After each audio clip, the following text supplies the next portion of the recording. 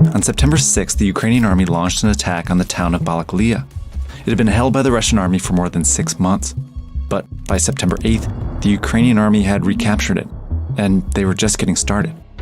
Over the next few days, Ukrainian forces swept through this Russian-held territory with astounding speed. Ukrainian forces have blitzed through Russia's gains in a lightning counteroffensive, forcing Russian forces to retreat. As of September 14th, Ukraine claims it recaptured nearly 8,000 square kilometers of Russian-held territory and liberated dozens of towns. It's a major breakthrough for Ukraine, and it marks a new phase in the war. So, how did Ukraine pull off such a stunning attack, and how does it change the war?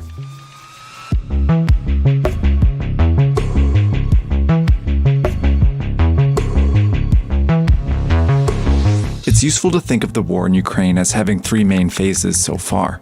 The first began when Russia invaded in February 2022. The Russian military swept into Ukraine through the north, east, and south, and immediately clashed with the Ukrainian army. This phase was essentially the Russians attempting to force the Ukrainian government to surrender. This is Mason Clark, a Russia analyst at the Institute for the Study of War, an American think tank. Ukrainian forces at the time were in large part outgunned.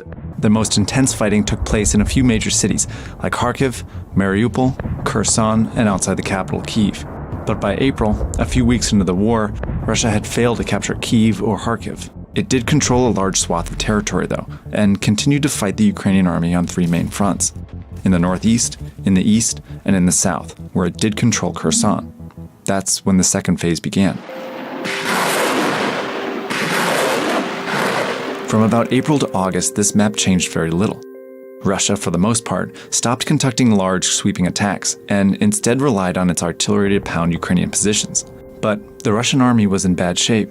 The US government estimates that as many as 80,000 Russian soldiers have been killed or wounded. It was very, very devastating for them, particularly since the losses they were taking early in the war were in the best of the Russian military. The easy comparison is by this summer, the Russians had lost more men than the Soviets did in nearly a decade of the war in Afghanistan.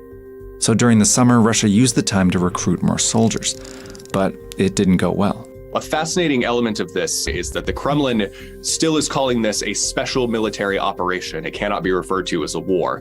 That actually matters because the Russians haven't called up conscripts for this invasion, and instead they're trying to fill these gaps with these various ad hoc methods. The Russians have had to hire more mercenaries and offer payments to prisoners. They've even raised the age limit to allow men over 40 to join the army. And Russia sent many of these men with little training to the front lines. So it's led to a steady drop-off in the quality of Russian personnel throughout the war. But while Russia struggled to rebuild its army, Ukraine had the opposite problem. There was actually a sort of a bottleneck in May where they had too many recruits and not enough instructors to train them, which is a very good problem to have. With the help from its Western allies, Ukraine was able to quickly train lots of these men before sending them to the front. That has really helped the Ukrainian military not just produce more soldiers, but very effective soldiers, better than the Russians. By the end of August, they were ready for the next phase of the war, their own attack.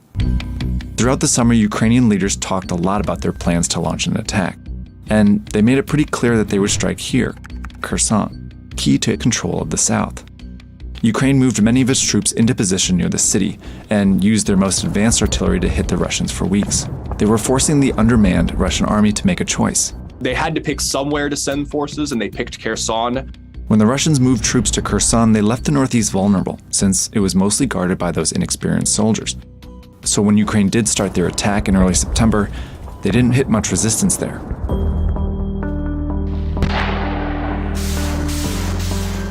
Almost as soon as Ukraine's soldiers began the attack, the Russian forces began to flee.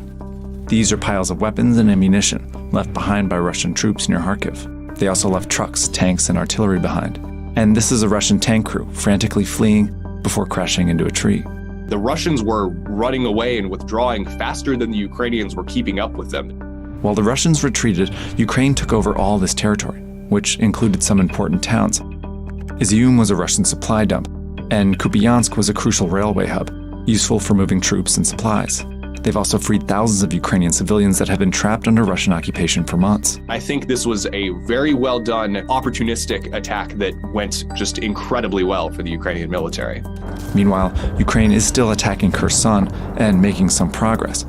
But the attack in Kharkiv has begun a third phase in the war, where Ukraine this time has the momentum. There's a long road ahead. The Russians are going to try and replace these further catastrophic losses with likely diminishing returns, but I am confident in saying that the shoe is more on the other foot now, with Ukrainian forces having the initiative of choosing where the next major battle of the war will occur. And they have clearly demonstrated that they can and fully intend to take this war into 2023 and drive out the occupying Russian forces.